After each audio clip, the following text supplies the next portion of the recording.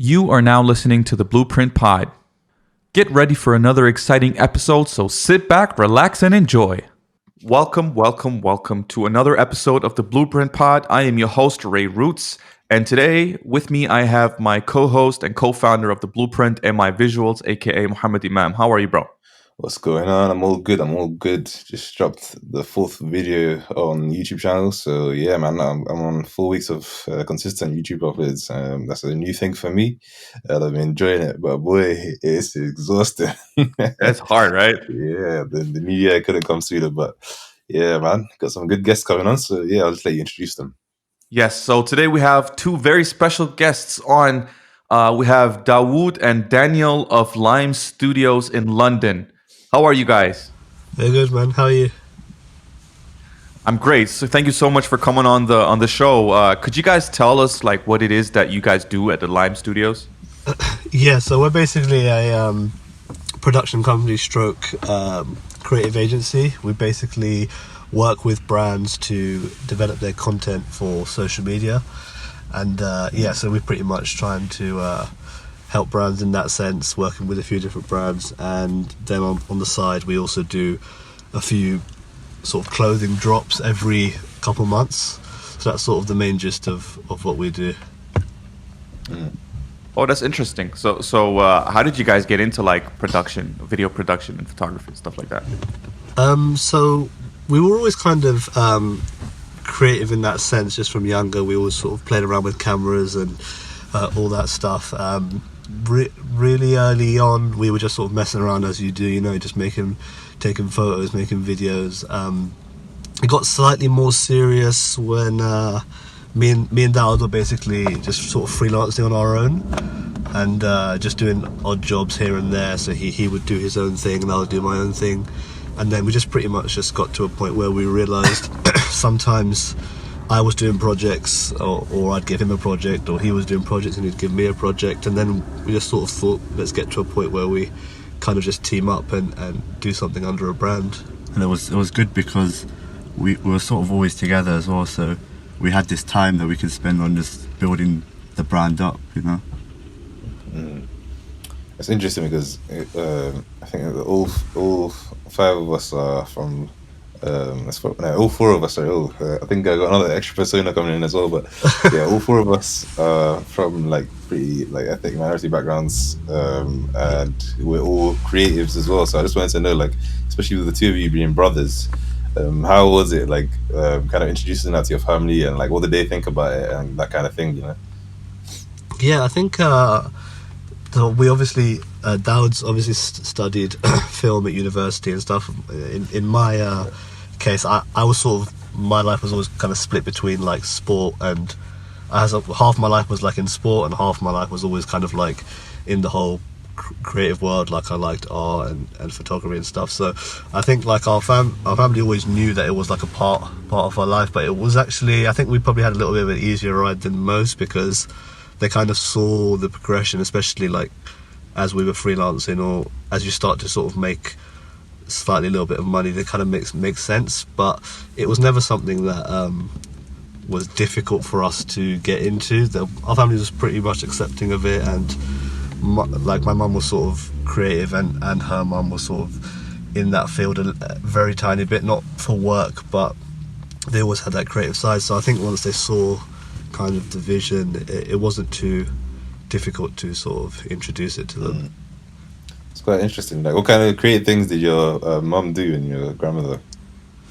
They were just sort of like, it was sort of just a general thing. I think my mum used to draw a lot, and my grandmother actually, she used to create, like, she was really good at, I think, at making sculptures or something like that. And I think at one point she was offered a job at like what's it called, Madame Tussauds, but obviously just to like sort of religious beliefs and things like that, she wasn't obviously comfortable with creating like statues and idols for a living, so she obviously didn't take it. Well, that was sort of like the pinnacle, because I think at that time it was quite difficult to sort of be offered anything like that, so it was sort of like kind of validation on how good she was.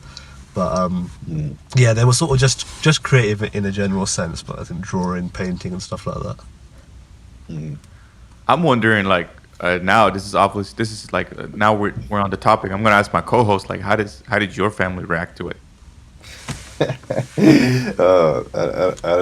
think they still don't know how to react to it. But I mean, for them, it's like I'm not dropping all my. If it was like me dropping my 9 to 5 and doing like dropping everything, then I think it would have been quite a difficult thing to react to, because even with my 9 to 5, I did an apprenticeship, and before that, I dropped out of uni, and they weren't very happy with that. So I can imagine what kind of things I'll have to deal with if I was to leave everything and like fully pursue my creative career like full time. So I think I would struggle there a bit. I'm not gonna lie. Yeah, for me it was mostly like just focus on uni, just focus on education, and then I got my degree, and it was like, focus on work, focus on work. And then the money started coming in, and they're like, maybe it's not such a bad thing anyway. Yeah, so for me it was. I think I've kind of been through the same thing as you. Like if I had dropped everything, I would have gotten in trouble, but because it was a side thing until the money started coming, like it was different. Danielle, did you say you were doing sports or something? Or? Yeah, so I actually went to uni for sports science, and that's like sort of growing up, I was always kind of heavily involved in sport, and like you guys mentioned, I think one of the reasons it was kind of easier for us to sort of transition was we did the whole university thing, and we both ended up getting our degrees, so we sort of got that all out the way, and so once we did that, we were sort of able to move into, for example, for myself, I moved into like the professional sports industry, and I was working with I still am working with a team in London, and so that sort of like half my life was always in kind of sports and aiming to go into elite sports, and then the other half was sort of the creative. So it's kind of nice being able to sort of have a feet in both worlds, if that makes sense. That's interesting. It's like, do you feel like any of that influenced your creative work, or influenced like the kind of people that you linked up with since because of that, like with sports and your creative side? Yeah, I think sport. I think once you kind of spend more time in sport, and you sort of like slightly go up the levels, you realise a lot of things are intertwined. Like especially in my sort of focus was in football, and you can sort of see little things that just the way. So if you're working in like coaching or management, there's sort of, you can take things from the creativity side in like the art world, and you can mix them into sort of, you pick things up, and it's just little skills like communication and little bits of leadership and things like that. They kind of translate. So they are two very different worlds, but there are like a few similar points in between, if that makes sense. Right. So you're into football then? Yeah. What team do you support? I don't know if I should say. I'm an Arsenal fan. Arsenal, of course. I knew as soon as you hesitated. Man. I don't even watch football, and I know what that means. I'm so sorry. Yeah, we're all Arsenal fans. Yes, I'm a United fan, so yeah, it sucks to be us. we better concentrate on the creative side right now. yeah, definitely.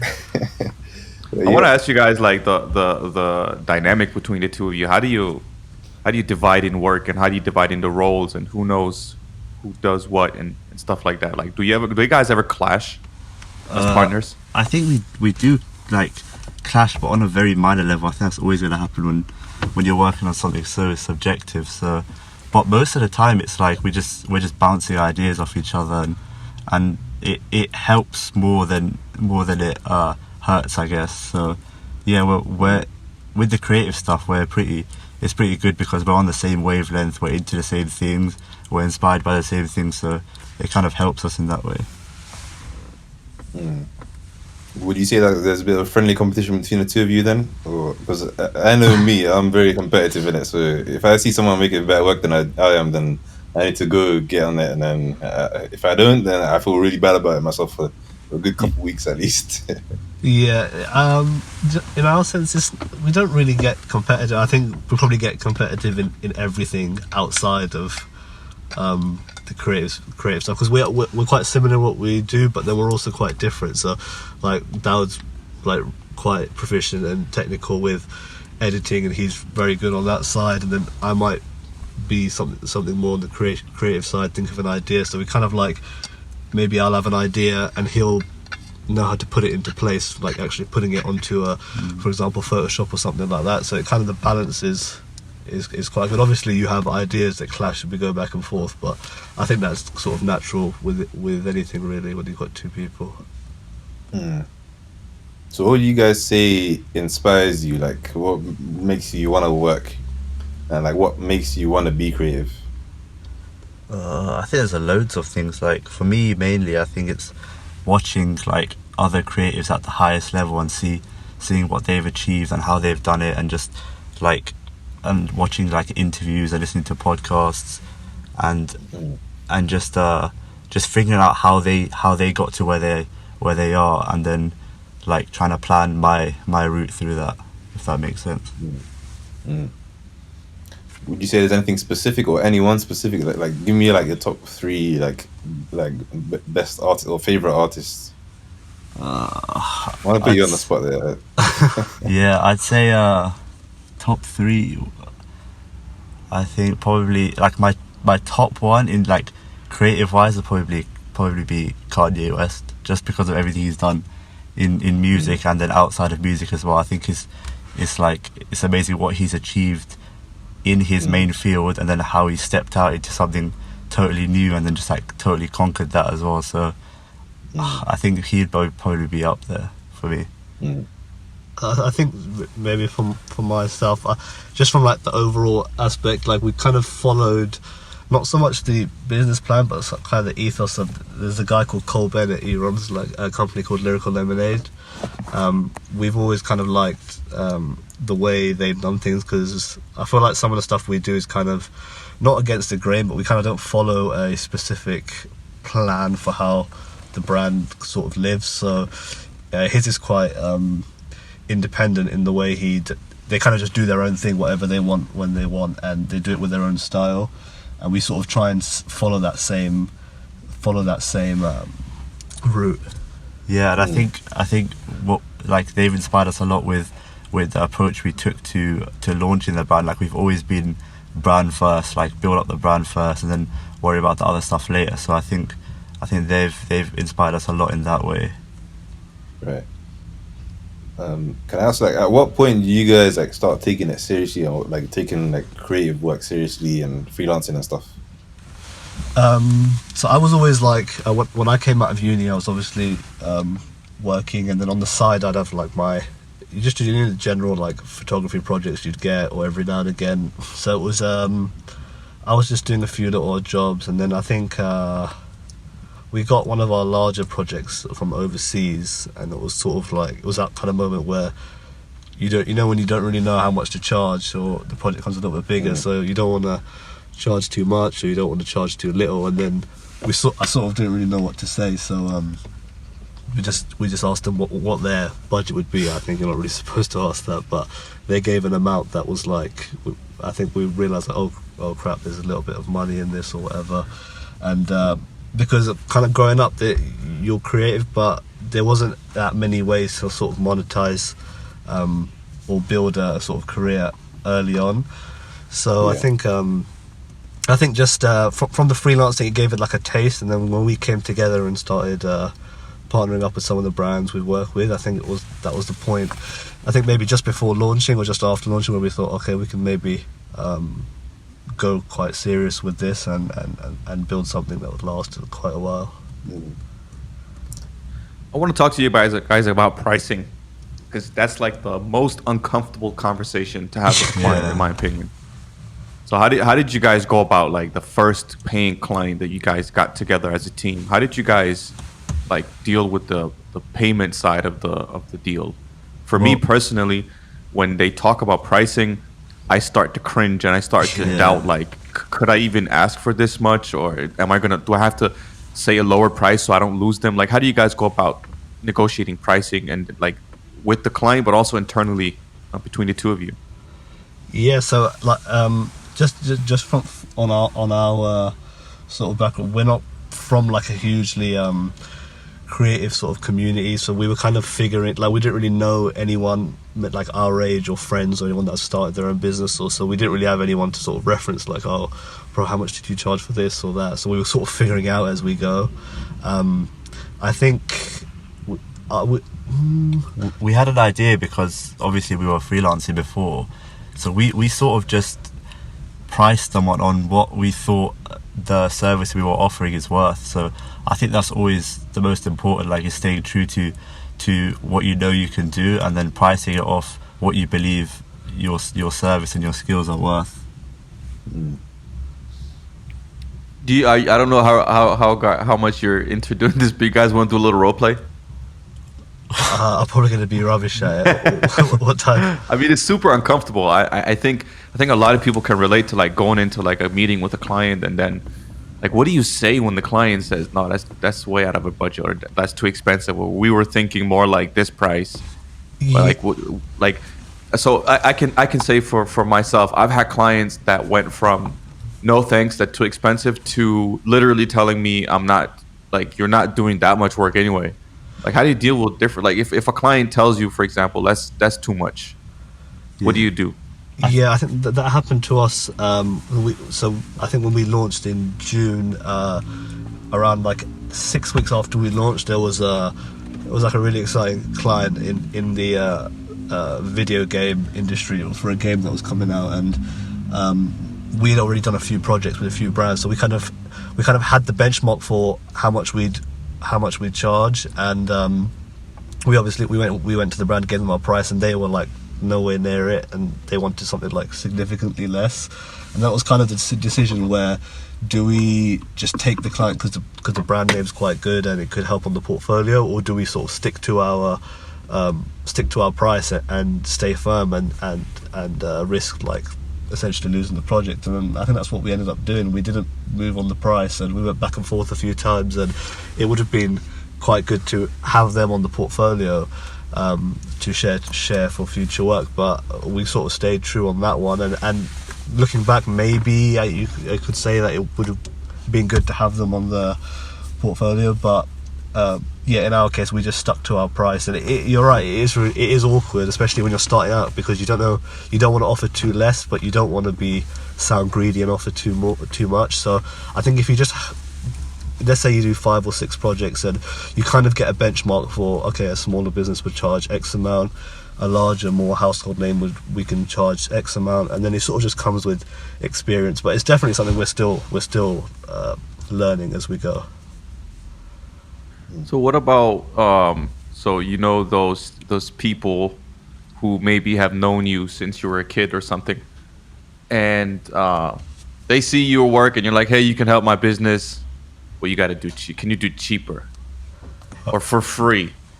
I mean, like, how do you guys feel about free work or even discounted work for businesses, not for people but for businesses? Do you think it helps your brand, or do you think it hurts you in the long run? I think, like, when you're starting out, I think free work can help you definitely, because you need to build that portfolio, and you need work to show people. And I think at the beginning it helps, but as you start to progress through, the money is important. So I think for people starting out, I would definitely advocate for doing a bit of free work here and there, but don't kill yourself over it. Yeah, I think it kind of depends on the circumstances. Like, if you're, for example, like how we were, like, freelancing photographers or whatever, and if you've got, like, literally 0 clients and you've got a bunch of time on your hands, or you're in between jobs or something like that, and you've got nothing on, I think you can afford to maybe email your favorite brand or something to say, hey, I shoot these kind of images, here's my work, would love to work with you. In that sense, like,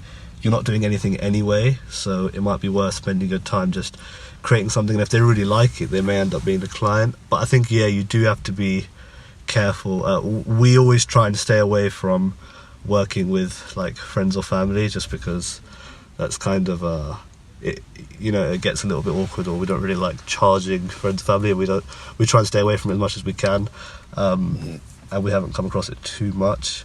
But we try and just sort of avoid it in general. I don't know. I'm kind of like, I agree, but when it comes to friends and family, I want to see their businesses prosper as well. So I end up doing a lot of free work for them, but I don't mind too much because it's rewarding when I see their businesses grow and stuff. But that's a whole another topic. Yeah. I think we there's been situations in the past where maybe a friend or someone has asked if we can do something for them. It's not the kind of thing where we'd be like, no, sorry, we don't work with you. If we're going to do anything, we'll have to end up doing it for free, because we just can't envision charging like friends or family. But if we can sort of avoid the situation in a whole, I think we try to. But yeah, of course, we do our best to sort of help anyone we can. Most of the time, if the friends and family hear the prices you're charging, they're like, "What? Really?" Don't fall back over, man. Yeah. If they hear the prices that you charge, they're like, yeah. You know what? I had a. Sell out. So I'm not gonna say who it was, but I had a friend of our family who has a business, and he was asking me to do something for him, and I told him I'd help him for free. And he said he was gonna pay me once, because it was a really new business, and they had like meetings with investors and stuff. So I knew there was potential, and right now they're making a lot of money. But because I know them, I told them, you know what, I'm gonna help you. But I have a client who's paying me a lot of money. Like, it was my highest paying client. So you're gonna have to wait till this client is gone. And this guy started insulting me, like, you're not doing anything. You're just watching Netflix at home anyway. Why don't you do it? Like, I'm gonna give you more than that client is giving you. I'm like, whoa, chill, dude. Like, Wow. like I'm working for free, man. Like, what do you guys expect for free? Yeah. So have you guys ever had anyone who's getting an insane discount or working for free start to like act like they're paying a lot? And if you guys have, like, how do you deal with that? I mean, I don't know if we've had anything like that specific, but we have had clients that we weren't charging like a crazy amount. Like, they're one of our lower clients, and then they start like demanding work from us that we'd expect if we were getting paid a lot more. So I mean, we try to be fair with it, and I mean, it is a rarity. Like, most people we work with, they're cool, and I guess it's just like one bad apple out of the bunch. Yeah, I think we're sort of, I don't know if lucky is the word, but we don't know many people in our sort of circle that have their own businesses or require photography. So we've probably been friends or family. We've probably been asked like twice, and both times we've done it. Obviously, it is always a little bit awkward, and I don't have the answer for how to sort of work around it. But yeah, in our case, we're not sort of surrounded by loads of friends and family who've started their own businesses or require content, so it's not something we run into too often. But no, I definitely get where you're coming from. I think you. I don't. I just kind of want to clarify what I meant. Like, I'm not saying because that, and this is for the audience. I'm not saying because it's free, I can operate with some sort of freedom. Like, I still have to act professional and treat it like an actual client, because I took that job myself. I didn't they didn't force me to take it. I took it myself. So obviously, I think everyone should treat even free gigs as if they were paid. Because then that means you actually end up putting your entire, like, a lot of effort into it, and then you get a good product that you can use for your portfolio.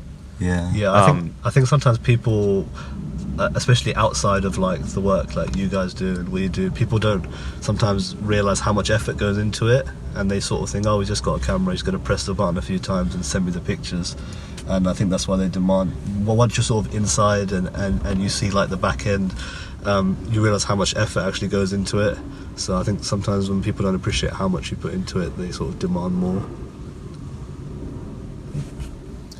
Okay, so away from the business side of things, away from the boring talk, more of a. I I have more business questions. Damn. I have more business questions, because obviously we have two talented people who I followed you guys for a while, right? Like, I know for a fact I've known Dawood for a while. Danielle, I think I've known you as well, but I don't think we've spoken before. Yeah. But I noticed you guys said stuff like, if you're in between jobs or if you have nothing to do, if you have time, email a brand that you want to work with. So how do you guys go about approaching, like, how do you approach getting new clients? How do you actually get a new client? Because that's hard. That's really difficult. Yeah, I think that's like the hardest one to answer, I think, because I think we were quite lucky. Like, we're not too proud to say that when we launched with quite a few good projects when we were building up to the launch date, and ours was sort of slightly, I think, unconventional, where, for example, we launched the Puma campaign, and then we had quite a few smaller sort of startups and brands come to us and say, oh, we really like what you did with Puma, or we really like what you do with Casio or something like that, can you do that for us? So we were sort of lucky right off the bat, where a few brands came to us and it gave us a chance to sort of build up and get a little bit of a reputation. But from my experience, every time we've wanted to work with like a brand, like a really exciting brand, and we thought we could do something with, it's been through emails. We don't have a huge like contact list of people in the industry or anything. We're sort of figuring it out ourselves. We've just sort of sent emails and said, hey, this is our website, this is our Instagram, and we've always sent like our personal accounts as well, because sometimes you've got maybe a little different flavour on there, and we've just said, we really like your brand, and we'd love to work with you guys. And it's always hit or miss. You can send a bunch of emails and get no reply, but sometimes you get the reply and they take a chance on you, and it works out in the long run. I've done that before. I think about 8 months ago, I think I messaged like 50 companies, and like you'd be surprised at how many that actually respond. Yeah. But like most of them don't. Yeah. But in my experience as well, a lot of people assume that when you reach out to them, it's going to be unpaid work. So how do you make that clear in a message? Like, do you have like top 3 tips for like cold emails or like something that you guys always do that works? We haven't. I know a lot of people do cold emails. We kind of haven't sort of done that so much, like sending a bunch of emails out. We actually spoke to a guy recently in New York who was talking about how he sort of his story and how it was interesting to hear, and he basically said he did offer free work, but he always did it with the intention of signing them eventually. So he'd give them, for example, the thing is with content runs out, right? So if a brand has 10 images and they post 10 images, the way Instagram kind of works is if you keep posting those 10 images over and over again, you're going to eventually run out, so you're going to need more. So he would always create the best quality of work he could do, and he would send them maybe like 5 images, so they sort of not get hooked, but they get a feel for how the content does and how it looks for their brand, and then it sort of stops, and then it's sort of the onus is on the brand now. Okay, we need some more, let's go back, and this time it's not, and then this time the creator will say, okay, this one's not for free, I'm gonna need to be paid for this work. And that's kind of like, so it's almost like giving a sample and then holding off until they want you. But it is very difficult to, especially with brands you really want to work with, it is difficult. But I think sometimes it's all about luck as well. Sometimes you can just send an email and you've emailed at the right person at the right time, and they need you, and I think you can just go from there. It's like a sprinkle of crack, and then they come back for more. Kind of like that, yeah. You have to use crack as an analogy, yeah? Yeah, I mean, I've watched a lot of Dave Chappelle lately, and Okay. he does use that word a lot. So I hope that's not part of your diet, man. no, yeah. I promise you, it's not. I would have been a lot skinnier if it was. All right, cool. Like, man, no more business questions for me, I promise. So yeah, I want to get into like more of the creative side of things. Like, what is your creative process without obviously exposing your secrets too much? But what's your general creative process like? Let's say you sorted out the business side of things, everyone signed the contracts, you started working on a project. How do you get started, and like what roles do you take up from there?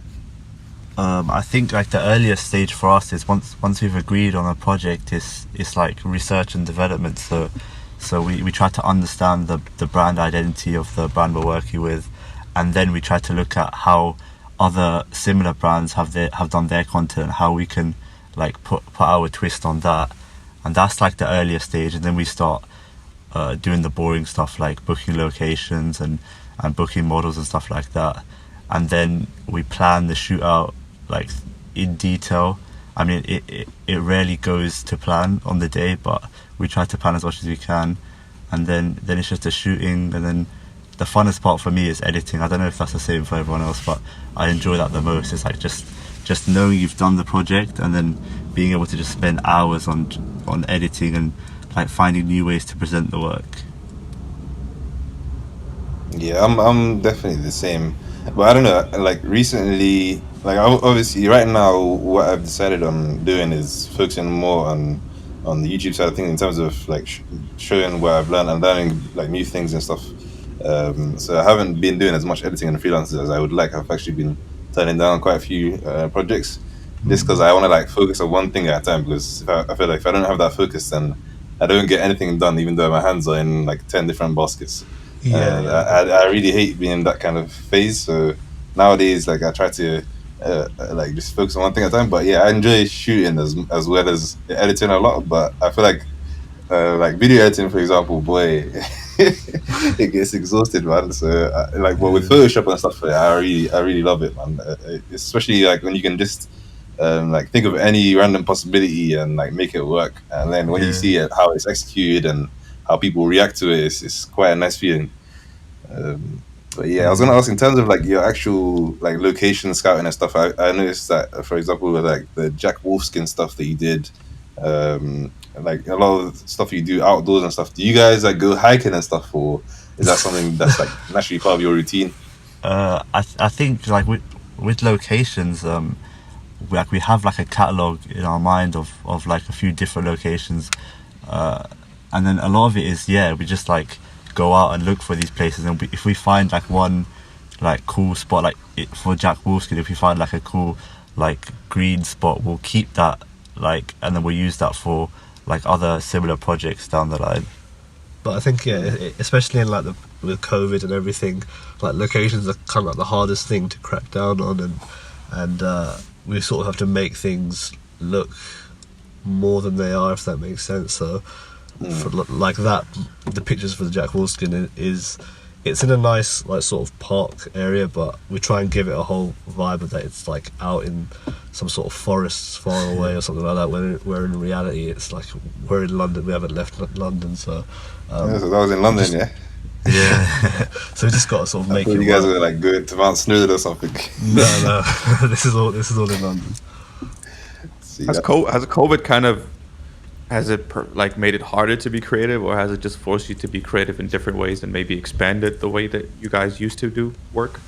I think it's made us like expand in different ways. Like for us specifically, we've been focusing more on design now. So like I've been like, for me as well, right at the beginning, like when we first went into lockdown, I wanted to like try and learn a new skill that I just had no idea about. So I started picking up 3D design, so like cinema, 4D animation, and that was like the hardest thing I've ever tried to do, and I kind of like got put off it. But I think in general for our brand, we've just been focusing on design and trying to get better at that, because we've been doing photography for years, but design is like kind of new to us. So yeah, we've been focusing on that mainly.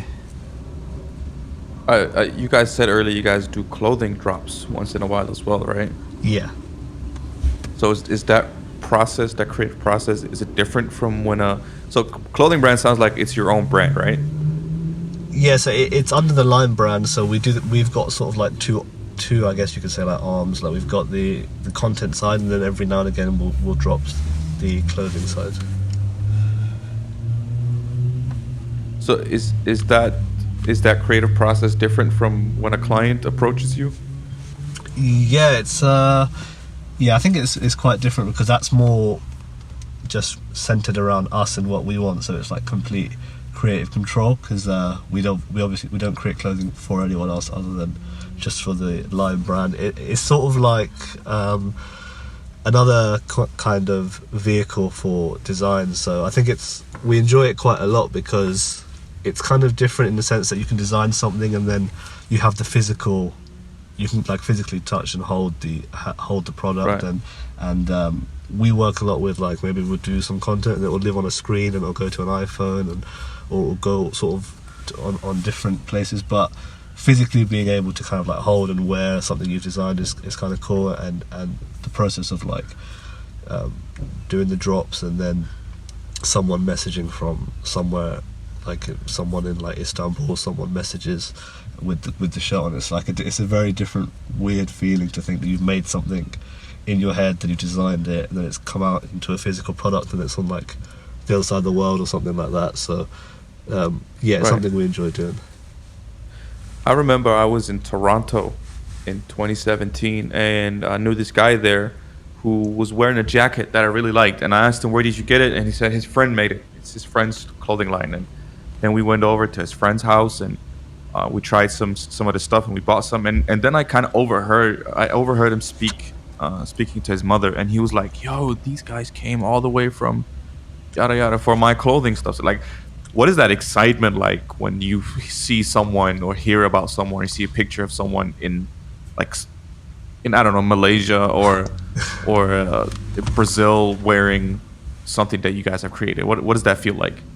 Yeah, I think we were talking about it to someone recently. I was saying, like, feelings wise, or it's like the most like surreal thing, because it could be something as simple as, like, we don't do many over the year, but let's say we design one, or we design a drop and it goes out, and just like someone, like, we got a message a few months ago from a guy in, where was he? Somewhere in Canada, or someone wearing it. And it's just weird. I think the kind of satisfaction of seeing someone wearing something you've created is like a million times more, a million times better than just seeing someone use your content. It's a weird way to explain it, but it's just a very different feeling, and that something you've created has ended up on the other side of the world or something like that. Or even just someone in London, or people just, it was just always kind of crazy to us how much some people supported the drops. Like, they started to do kind of well, and yeah, it's just always a good feeling to see people like appreciate the work. I remember again in Toronto, someone stopped me in the middle of the street, and I was like, yo, you're that guy who does YouTube videos, right? And like, I can't explain to you what that does. Like, you guys understand. Maybe, I don't know how many. I don't know if you've tried that before, when someone just recognizes your work. People have, like, before I used to do a podcast like weekly, and I was reading books. And for some reason, I went to an event, and someone like said to me, like, "Are you guys that do podcasts?" And I was like, "What the hell? I've never revealed my face." It's so weird, right? So no, with that, I hadn't like shown my face or anything. It was all audio at that time. So I was thinking, what the hell? Like, hey, I think I've said this on every episode, but your voice is perfect, bro. It's perfect. You can recognize it. You can fall asleep to it. You can relax to it. Yeah. So you have the voice. Yeah, you should speak to your wife about this, man. But well, it's like my ego just inflated when I heard that. Like, how do you guys keep yourself in check, like, ego-wise, not let that stuff get to your head? Because it's very easy to just like your ego to explode. Yeah, I think I don't know, to be honest. We haven't been like recognized. I don't think we're not, I guess, big enough, or people we haven't ever been like stopped in the street or something like that. But like the thing with the drops, like, some people ask, like, or when they find out, like, oh, like, we never expected any of them to sell out or anything like that. Like, I think the first one we did a collaboration with another brand, because we were kind of nervous about, do people even want to, like, will people like the stuff, or do we have a strong enough sort of base of people to support it? So we collaborated on the first one, and that one, I think, that one sold out, and then the rest of them have just sold out ever since. And people always ask, like, oh, why don't you just do them all the time, or do them every month, or just, but it's never sort of been like a cash grab or anything like that. We sort of just do it because we like it, and it takes a lot of time as well. I think in terms of not letting it get to our heads, I think we do a lot of stuff because we enjoy it, not so much like to, I don't know, like, get validation or anything like that. We sort of just, so when someone says they like our work or something like that, or a drop sells out or something like that, I think we just sort of appreciative of the people who support it, and we know also, we're kind of also very aware of the fact that that we like the stuff that we're building, but with the way the world is, in 2 months it could all be gone or something like that. You never know what's going to happen next week, let alone next month. So we sort of just take everything one step at a time, really. I was going to ask you about how you've been, like, handling COVID and stuff, like, in general. I'm assuming, because you're speaking to us both from one location, you guys live together. So like, how's it been like just being at home all the time and dealing with that? Yeah, it took a lot of adjusting. I think Dao touched on it earlier, but we started moving over to more design-based projects, because that allows us to, especially just in when the first lockdown kind of hit and you couldn't really go anywhere. We just did more like design stuff, a lot of work, just sort of sitting on Photoshop, designing for brands, this, that, and the biggest thing, it's obviously really hard. You can't really, especially now, like getting models and setting up larger shoots and things like that is almost impossible. And I know there are ways around it, but then we also don't want to sort of go against any guidelines or even risk obviously catching COVID or anything like that. So yeah, we just sort of try and shape everything to the current climate. Like if we can't go out, we'll just turn away some projects, and if we got to stay in, we'll take a bunch of smaller projects that are design based. And I think like what you said about being together, I think it's helped us in a way, because it's kind of forced us to work on Lyme more. Like when you're alone, it can be easy to procrastinate or go work on like personal projects. So it's been helpful in the fact that we've been like being together, we've been able to like motivate each other and focus solely on building up this brand that we're trying to build, and then obviously delegate time towards our personal projects, like when we can. Alright, I've got some questions about style now. Me personally, I love storytelling. So for me, when I think of a story, or when I think of a design and someone, or for example, if someone hires me, I think immediately of how I can tell that story in a visual manner. Yeah. And I feel like it also, stylistically, when you make things, it reflects on your personality. Because I feel like you guys are quite like calm guys, based on the way you talk and the way you carry yourselves. I think it actually reflects in your design styles. I feel like when I look at your work, it's very calming. It's very like zen, and it's nice to see. It's quite relaxing. Like it's nice to just look at. And it's very clean as well. So, like, what do you guys think about that? Do you feel like your personality influences your style? Yeah, I never really thought about it, to be honest, until you said it.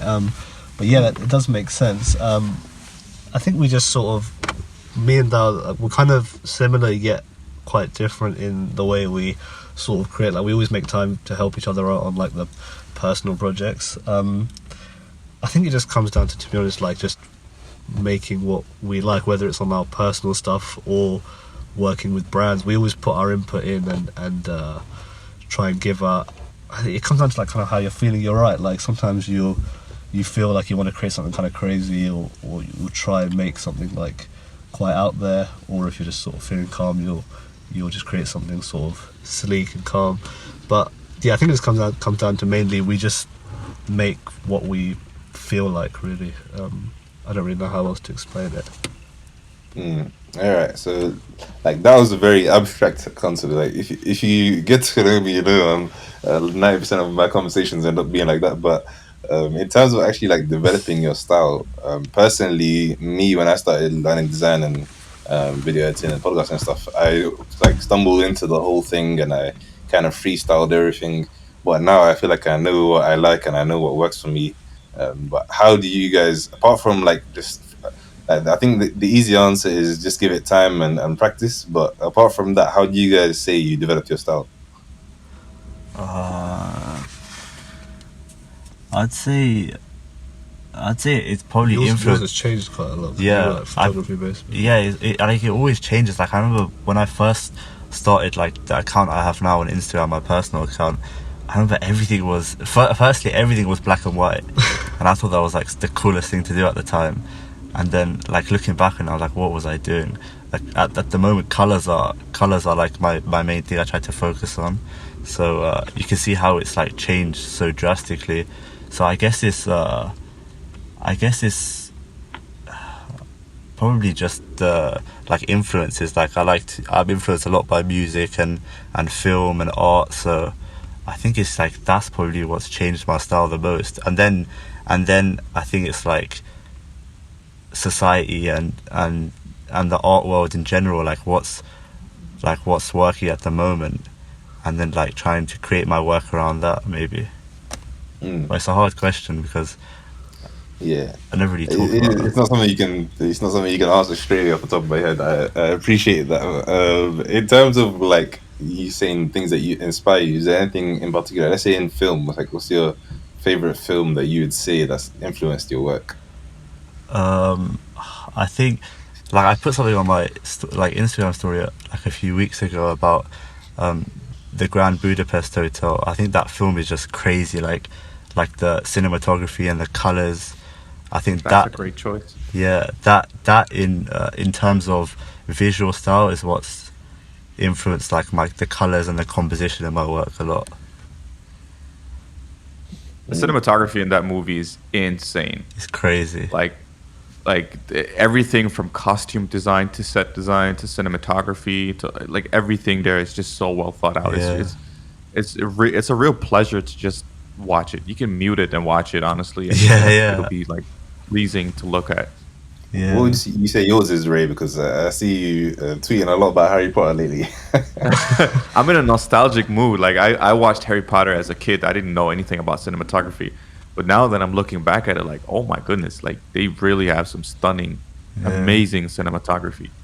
But it gets overshadowed because people who are watching Harry Potter are not watching it from a film analysis perspective. They're watching it because they like the franchise. Yeah. I think one of the movies that I loved from a story perspective, but also from a cinematography perspective, is Joker. Oh yeah, I really think loved it. the whole going back to, I don't know, the 19-somethings. Like they went back at least to the 70s, and just the costumes and the color grade and the lighting and like all of that stuff. I think it was just a beautiful movie, and I really enjoyed watching it. There are certain movies that I don't like. I don't like Dunkirk, for example. I know that it's the critics really liked it, but just like the color grading and the audio and like the what's it called, audio design, and the color grading, I think are stunning. Like even though I don't like the movie, I can sit back and actually enjoy watching it. So my wife calls it a work related damage, because when we sit down and watch movies, I try to tell her like, oh, they put the lighting from this angle. You gotta be the worst guy to sit and watch a film with. Yeah, it's the worst to watch movies with, because I talk a lot during movies. So not in the cinema, but at home, I'll talk forever about, oh, did they did this effect by you doing this, and like I try to break down. We watched Lord of the Rings together a couple of days ago, and like every time there's an effect, I'm trying to break it down. Like, how did they do this?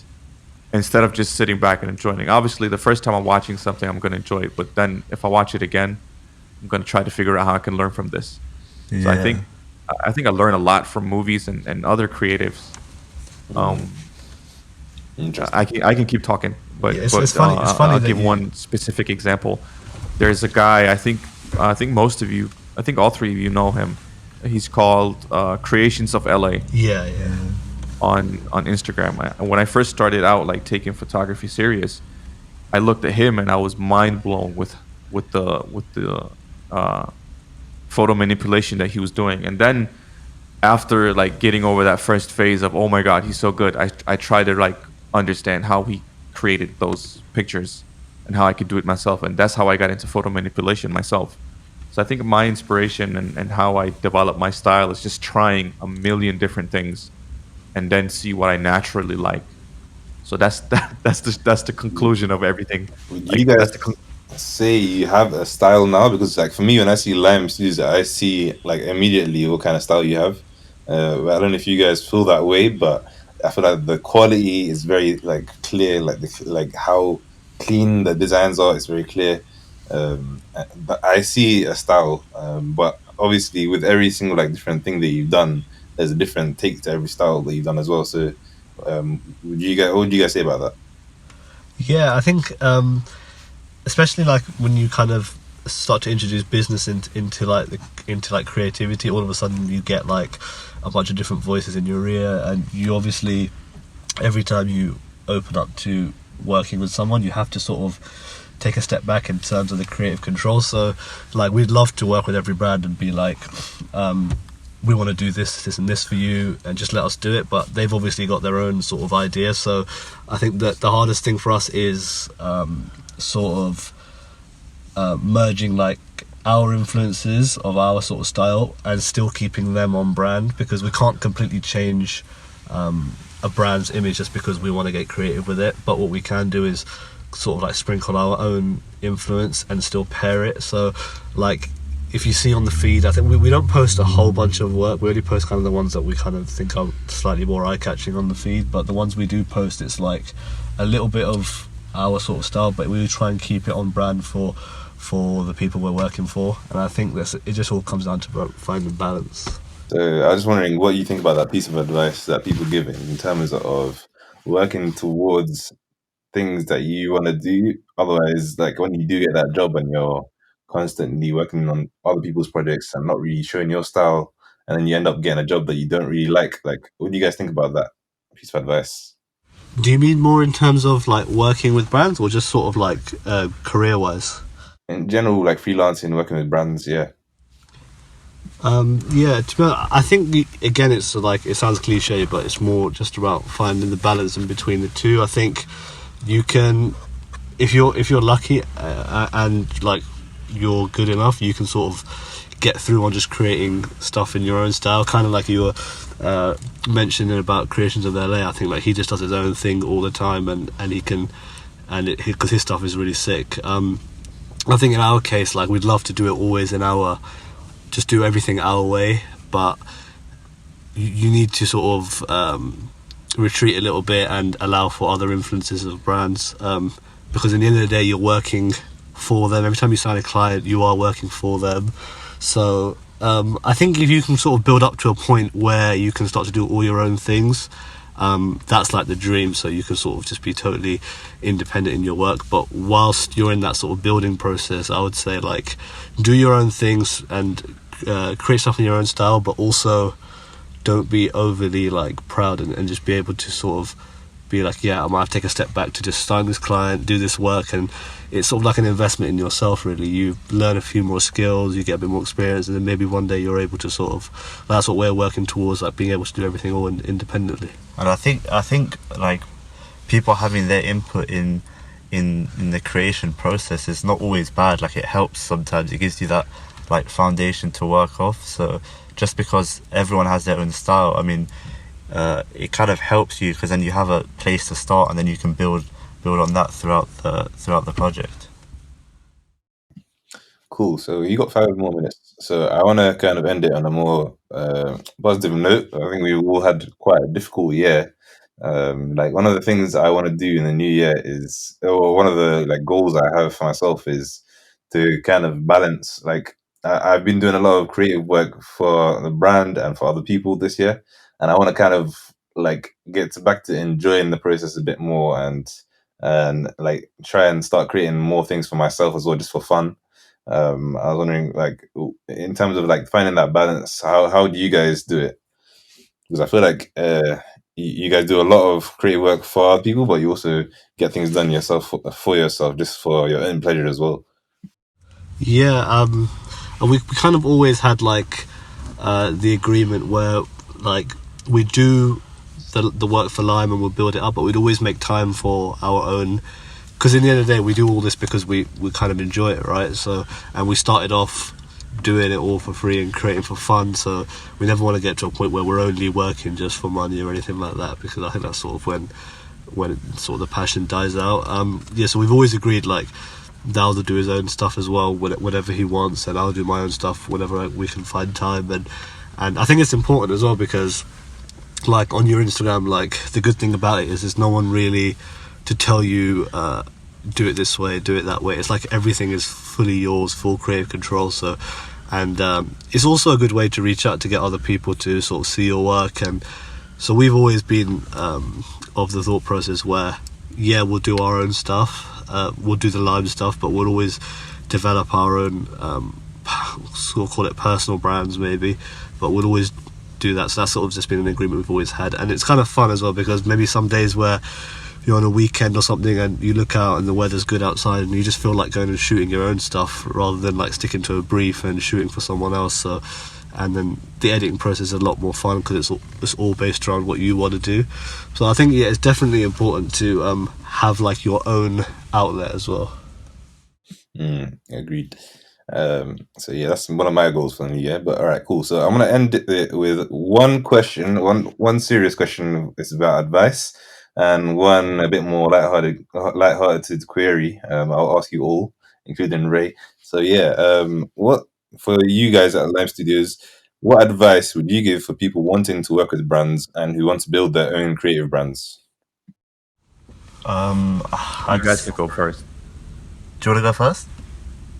No, you guys can go first. Okay. I think I'd say if you're starting out right at the beginning, is just build up your portfolio as much as you can. Get loads of work in different industries, and just have a good body of work to bring to people when you want to work with them. Yeah, and just to add to that, I would say like when you are sort of, if two things, like one, make sure it's something that you really enjoy doing, because sometimes you end up getting to, you guys will know, like you get to a point where you're up till like 4 o'clock in the morning and you're editing and you're feeling really tired. It's that point where you need to make sure what you're doing is something you kind of enjoy, because I can't really think of anything worse than being up at like 5 a.m. doing something you hate. So definitely start it with something that it's like you're really passionate about and really enjoy. And then the second thing would probably be it sounds cliche, but just be like completely honest and open and with your work, and don't really cut corners. I think sometimes people think, I'll just be cut this corner or cut that corner, cut my losses and maybe make a little bit more money on the side or something like that. I think if you're just completely honest and you just do good work all the time, no matter if it's like a startup or like a household name, if you just put maximum effort into each thing, I think it shows to not only the person you're working with, but just also to people in general that you're just sort of honest and true in the work you put out. I think for me, the best advice I think is universal, if across creative practices, but also universal in terms of if you're just starting out or if you've been in the game for a while. Be a pleasure to work with. There's nothing that's going to help you as much as good word of mouth, and there's like what you want is returning customers, and you can make a lot of money off of one project, but it's like they hate working with you, so they'll find someone else. Like, be a pleasure to work with. That doesn't mean compromise on contractual terms and compromise on your price or compromise on what you promised. But be a pleasure to work with. Be someone who, when they talk about you, they'll be like, all right, he or she was actually pretty cool to work with, because that's gonna give you a higher chance of being hired again. So I think that's the one advice I'd give. Okay, that's a good note to end with. So on that note, I want to quickly do something a little bit different. We're both, like, me and Ray started up with Bluprint, and we're working together as a group. Previously, I've been working with Inspire UK that I founded, but all of us have had the experience working on ourselves as well, in our own creative brands. But we're both of our parties now are in like 2 different groups. And everyone, like, working in groups and working by yourself has pros and cons, but the reality is we're both working in groups at the moment. And I feel like a lot of people suffer from imposter syndrome. So what I want to do is I want you all to give your partner some words of praise right now. Just tell the people what you think your partner is good at, and like what like brings a lot of value to your team because of that. So I'll let you guys start at Lyme. That's awkward. Sorry, Lyme guys. Studio goes first. You want us to go? Yes. Yeah. This is weird because we don't really praise each other ever, really. So this is a first. But See, I'm breaking down toxic masculinity here. Honestly, I'll just say, I mean, I think whenever I'm speaking about him anyway, in general, it's just I think the balance is good because he sort of brings that technical side. Like, I might come up with, like, sometimes I come up with like stupid ideas, like, oh, can we do this and make this thing fly out of this place and something falling out of the clouds or something crazy, and then like he'll be like, okay, do you know how to do it? And I'll be like, nah, I don't know how to do it, but I need you to try and do it. And he'll sort of whip something up. So I think his sort of technical skill is like there's no chance we could do half the stuff we've done without that actual technical skill of Photoshop or all the softwares. Like, he's miles better than me at that, so that's something always I'm like, all right, I've got to make sure I keep him around, because we need him to be able to yeah, you bet he's your brother. yeah. This is heartwarming. Yeah. I don't know. Okay, I don't go know what he's gonna say, but I guess I think maybe just being more mature and older, he's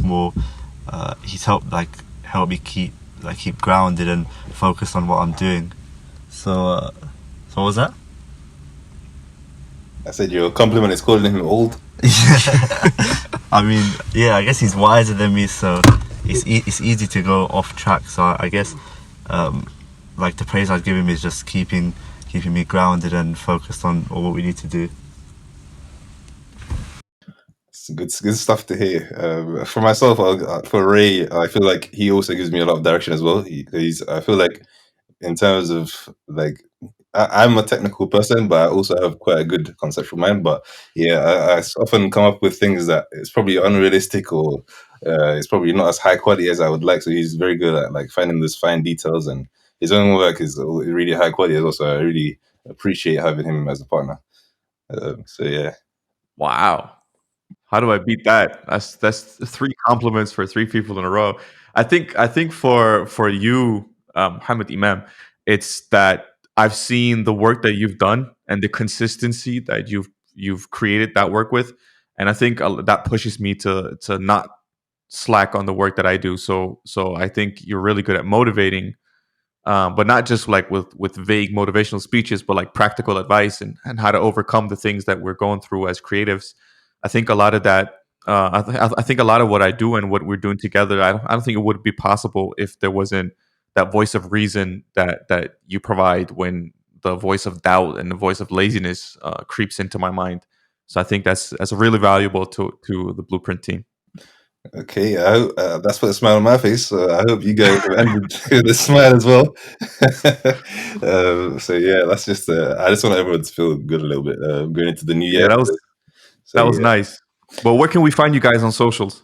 Well, you can find Lyme at Lyme Studios, and then we have our personal brands, which are, mine is Dawood LDN, and yeah, I still don't know how to pronounce mine, but it's just my name with an X in it, so DXNIAAL.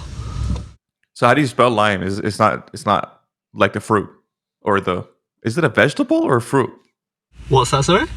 It's a fruit. It's lime, but it's with an L. Yeah, people always ask what it means. I wish I had some like really cool meaning behind it. We just kind of just like the name. The only kind of cool thing is if you take the actual color lime and you flip the color code, you invert the color code, it comes up with the exact color code of our purple color of lime. I don't know if that's kind of pretty cool. cool. So you get the exact color code that we use for our branding. How do you spell lime? Is it LYME? LYME. Yeah. Lyme Studios. All right, guys. Thank you so much for coming on. It's been a real pleasure to have you guys on here.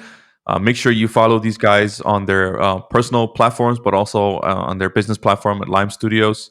So one more time, thank you guys. Thank you for having us. Appreciate you guys coming on. thanks, guys. Thank you for listening to the Bluprint Pod.